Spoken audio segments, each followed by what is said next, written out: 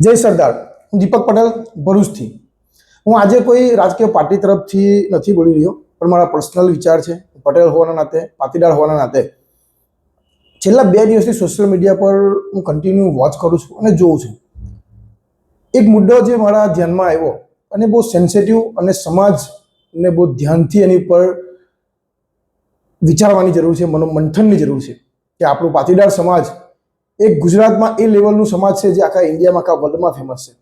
અને એ સમાજના ભાગલા પાડવાની જ્યારે વાત થતી હોય તો સમાજના આગેવાનો, સમાજના નાગરિકો અને જાગૃત યુવાનો જો એમાં આજે ધ્યાન નહીં આપે તો આપણી આવનારી પેઢી, આપણા છોકરાઓ ને આવનારો આપણો સમાજ કયા લેવલે જશે એનો વિચાર કરી શકો છો. સરદાર વલ્લભભાઈ પટેલ, જેમના નામે સ્ટેડિયમ હતું, એ સ્ટેડિયમનું નામ બદલી નરેન્દ્ર મોદી સ્ટેડિયમ કરવામાં આવ્યું. તે સમયે તો કોઈ અવાજ ઉઠાવ્યો ના, પણ આજે જ સરદાર ધામનું ઓપનિંગ છે 11 તારીખે, ને એમાં જેને નામ બદલ્યું એવા નેતાને રાજકીય મુદ્દાઓને બનાવીને અને સરદાર રત્ન એવોર્ડ આપવાની વાત જ્યારે જાહેર કરી છે તો મને એ સમજ નથી પડતી કે આવું કરવાની જરૂર શું. કેમ પટેલ સમાજમાં કોઈ આગેવાન હતા જ નહીં? અને જેમને સરદાર પટેલનું નામ બદલીને પોતાનું નામ સ્ટેડિયમમાં બદલ્યું, શું કારણ એનું હતું? કેમ બદલવું પડ્યું? ને આપણે એને જ સરદાર રત્ન એવોર્ડ આપવા તૈયાર થયા છે.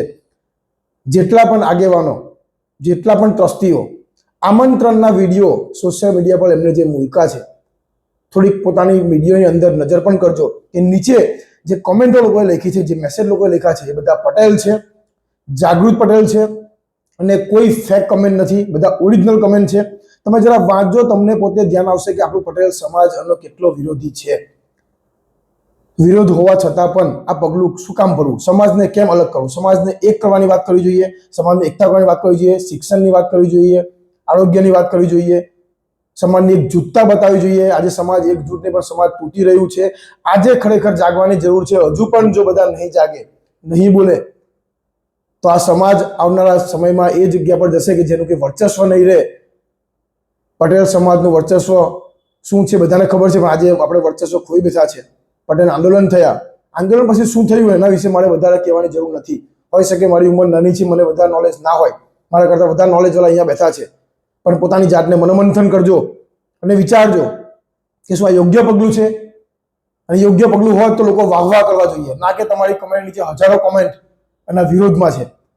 હજુ કંઈ સમય છે, નિર્ણયને બદલવાનો સમય છે. અને કોઈ પણ સમાજનું યા સરદાર પટેલનું નામ જે આવે છે તેને રાજકીય મુદ્દો ના બનાવો અને રાજકારણમાં ના એવો કરો. પર્સનલી લો, સમાજની વાત સમાજને કરો. હું પોતે પણ કહેવા માંગુ છું કે હું ભલે કોઈ પાર્ટીમાં હોઉં, પણ જ્યારે મારી પાર્ટી મને મારા સમાજની વિરુદ્ધનું કંઈ કામ કરવાનું કહેશે તો હું સમાજને પહેલા પ્રાયોરિટી આપીશ, પાર્ટીને પહેલી પ્રાયોરિટી નહીં આપું. તો આ દરેક સમાજના લોકોને પણ સમજવાની જરૂર છે. અને પટેલ સમાજના જાગૃત યુવાનો, જાગૃત પ્રમુખો, જાગૃત આગેવાનો, આ સમય છે, વિચારવાનો સમય છે.